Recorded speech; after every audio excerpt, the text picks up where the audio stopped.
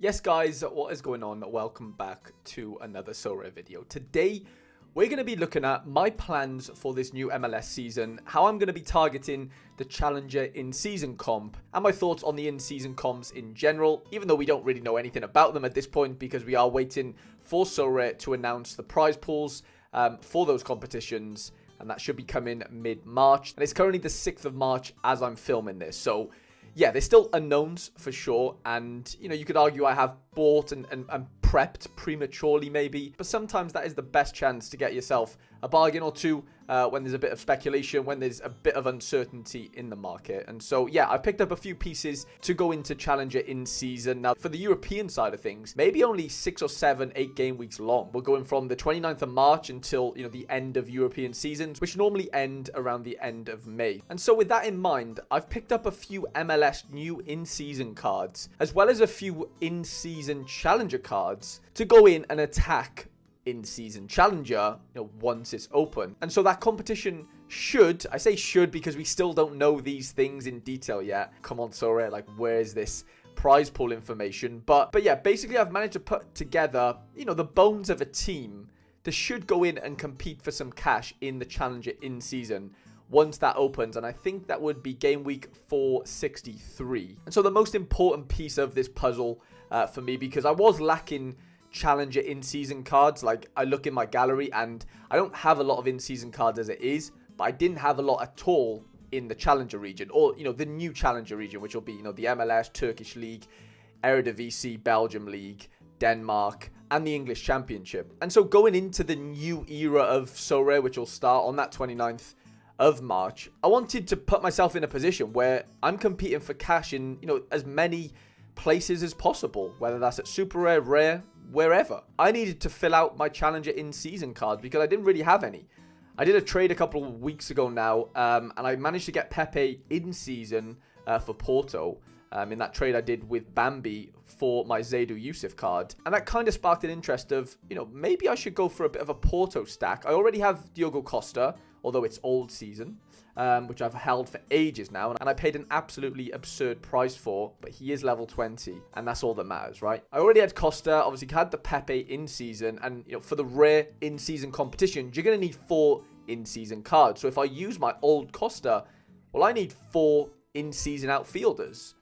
Obviously, I had the Pepe, so I need 3, effectively. So over the last day or so, I've done a bit of shopping in the MLS and Challenger, or Portuguese League, in buying a few Cincinnati cards, a Houston Dynamo card, and 2 in-season Porto cards. Now, and so yeah, this is all part of a longer term plan in which in those 7 to 8 game weeks where we are able to win cash or play in-season competitions with European cards until that season ends, and those cards no longer in season, of course. We'll have to then wait until August for those new season cards to come out again. But there's going to be a bit of a crossover period. That could be an interesting window for me to utilize the cards I already have in Europe, i.e. Diogo Costa, for example, the Pepe, and build a team of in-season cards around them to compete for cash for 7 or 8 game weeks. And don't get me wrong, I think it's going to be incredibly competitive everywhere, going forward, as it is already.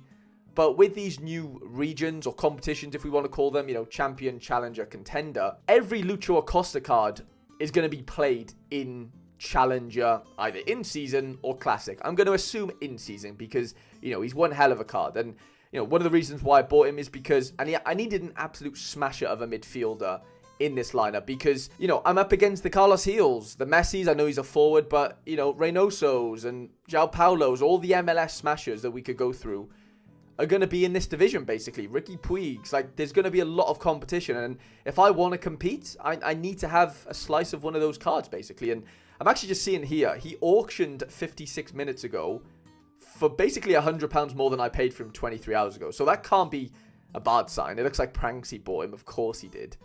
So yeah, that kind of justifies my purchase last night. I'll definitely take £100 discount on him. Yeah, it was a situation where, I've had a bit of an ETH balance for a while now. I sold a couple of super rare goalkeepers before the update, before we found out about the update, maybe a month and a half ago now. And I've been sitting on a balance for a while. And I have been doing quite a lot of buying, a little bit of trading as well with the Zaidu Youssef going out to Team Bambi. And yeah, I've really strengthened my rare cards, basically, which were a bit of a weakness for me, I think, or, you know, I've never really not needed to have good rare cards. I know that sounds stupid, playing in rare for the last couple of years. And that's because, like, I've only been realistically an under 23 gallery for the last couple of years. But, you know, since the update and just before the update as well over the last couple of months, I was sort of venturing out of under 23 and kind of buying cards that just weren't under 23, you know, and diversifying a little bit and spreading out the variants because, and for me, just playing under 23 for my specific gallery, I feel like I was doing it a bit of a disservice. Like, I didn't need that much depth at under 23 to only be able to play like 2 or 3 lineups a weekend between like under 23 rare, rare plus, and under 23 super rare. And so now having a footprint in all-star rare, but going forward, you know, challenger, champion, and contender in both in-season and classic modes. Once March 29th rolls around, I'm in a position now where, you know, I can semi-compete in quite a few different areas, and that makes me feel a little bit happier. It gives me multiple areas to win cash, whereas before it was basically, for me, the threshold or nothing. I know we still have the threshold now, but it has gotten a lot harder to, you know, to win there. And that's not to say it's not a viable strategy. It's, you know, I'm still going to play it in some capacity until it's gone. But I felt as though, you know, I needed a footprint, or I wanted a footprint, you know, with the new MLS in-season cards, knowing that they have a full season's worth of, you know, winning cash. And yeah, you know, I needed to go out and, for me, in my opinion, buy a, you know, a stellar piece in a Lucio Acosta, who I love watching. I think he's a great little player. He's like 2'2". But he's an absolute Rolls Royce. Like, you know, he is too good objectively for the MLS realistically, but probably earns a shitload, and he probably has a half decent life in Ohio, which might be hard to believe for some of you, but he probably does. Probably lives like a king out there. He's the MVP last year of the league. He's a top player. You know, takes set pieces. He's the main man of that team. And you know, his scores speak for itself. And so I went out and got him. I bought a few other MLS pieces to go with it because I felt they were a little bit cheaper than maybe they probably could have gone for. I think the 1 of 10 Matt Miazga went for like £80, and I bought mine for 50 quid, which, you know, I'm not too bothered about the 1 of 100 personally. And so, yeah, I have a little bit of a collection bonus on my Lucho Acosta already because of the Matt Miazga. And Matt Miazga and, you know, the rest of the MLS cards that I've bought will be, you know, part of an MLS in-season or, you know, challenger in-season team. But for the foreseeable, until the European season is done, I am going to go out and build, you know, around that Lucho Acosta, you know, with those portal boards that I bought. So the team would look something like this. If we go over to game week 463, which will be, it's not shown on Sorare data yet as like, you know, challenger in season. The competition hasn't kicked in yet because Sorare haven't, you know, made it a thing yet. You know, they haven't announced the prize pools. It's official, but it's like not official, if that makes sense. So let's just pretend, you know, All-Star Rare is challenger in season rare. And, you know, it's a bit annoying that all my players will be playing away that game week in the, you know, in that Porto play away that weekend, as does Lucho Acosta away to Charlotte. But yeah, I would basically rock something like this. I mean, I could play Matt Miazga as the extra player. I could play R2 as well. I have a few options. Realistically, these wouldn't all be the options because, like we said, we're in All-Star Rare right now. You know, I could technically go double Porto defensive stack with Wendell and Pepe, Costa as the keeper, captain Acosta, and, you know, and have the forward Pepe up front. You know, it's kind of weird having 2 Pepes in one lineup here. It doesn't feel right for, you know, 7 or 8 game weeks, basically, as long as they don't get injured and stuff. I am going to maybe tweak this over the next couple of weeks, but I'm pretty happy with, you know, if this game week was, you know, this weekend and I had to submit a team, I'd be pretty happy going in with something like that. You know, 4 in-season cards, Costa is my classic card.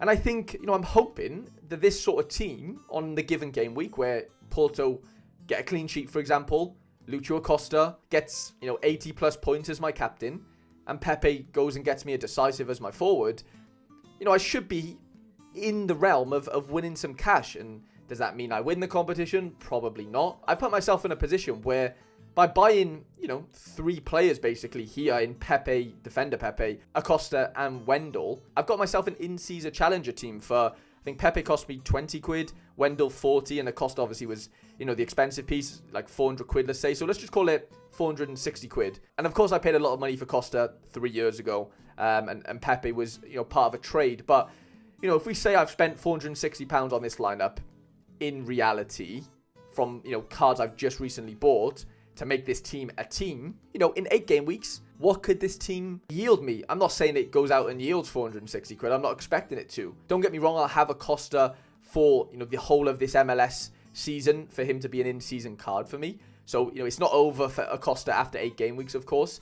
That's where, I'll probably have to buy maybe a Celentano as a goalkeeper potentially to stack with Miazga, maybe buy a Bupenza up front to stack with Acosta, something along those lines, right? But ultimately, this sort of team has 7 or 8 game weeks to yield as much cash as possible for me to then go out and potentially buy more MLS cards to roll over into, Acosta, Miazga, and Artua, to then turn that team into a challenger in-season team. Like, I already have a Chris Brady who, isn't the best of keepers, but he's an MLS keeper. For argument's sake, let's just say it's the summer and, we don't have any European teams playing. So, right now I could play something along the lines of this. It's not an incredible team by any means. Right now I don't have an in-season MLS forward, so that's where I would have to go out and potentially buy one or win one, of course. I have Jesus Ferreira, but he's out of season and I can't use him and Brady in the same team. Yeah, it's either go get an in-season goalie or go out and get an in-season forward. I'd probably go out and get a Bupenza, who plays for Cincinnati with Acosta, as my forward to complete, this MLS in-season challenger team to then go on to compete for cash until the remainder of this season. And to be honest, this was a strategy that I wanted to deploy because, I had the ETH balance sitting for a little while, not really knowing what to do with it. I was buying bits here and there, improving my contender out-of-season team, my contender in-season, for example, my champion in-season team. But yeah, I had, 0.2 or so ETH left over. You know what? Let me go out and pick up a premium MLS piece in Acosta. I'll pair that with, a few European cards that I already own and add a few bits to it in Pepe and Wendell. On given game weeks, I'm giving myself a decent chance of winning some cash, when this challenger in-season competition opens. So yeah, that is one of the strategies I'm going to deploy for this challenger in-season when it opens at the end of this month. Hoping to know, more details about the prize pools and stuff in the next week or so, because yeah, Sorare initially said it was going to come out at the end of February, and that hasn't been the case. They've delayed it to mid-March, and who knows what mid-March means, right, lads? So, and this could all flop, and the prize pools for the cash might look horrendous. And, I might have overpaid for this Lucho Acosta. Who knows? Nobody knows at this point. It's all speculations, part of the fun. And, yeah, I'm in a position where, I'm happy with the cards I've bought. I haven't overextended in any way. I've given myself a chance of, winning some cash in the Challenger in-season rare competition when that opens. Before buying a couple of these MLS cards and, the Pepe and Wendell in-season, I didn't have a footprint in Challenger in-season. And don't get me wrong, you don't need a footprint everywhere. Like, don't spread yourself too thin if your gallery can't withstand that, I'd say focus in on that competition that you find most interesting, that your cards already suit. I already had a Costa, for example. I already have a Chris Brady, old season cards. So, buying in-season MLS cards, buying in-season Portuguese Porto cards isn't really that crazy of a decision from myself. I've just added pieces to what I already have. And so, yeah, I think it made sense for my gallery. Let me know what you think in the comment section, lads. Always intrigued to find out and listen to, your opinions. But yeah, I hope you have enjoyed this video. If you did, please do leave it a like. And I shall see you guys in the next video.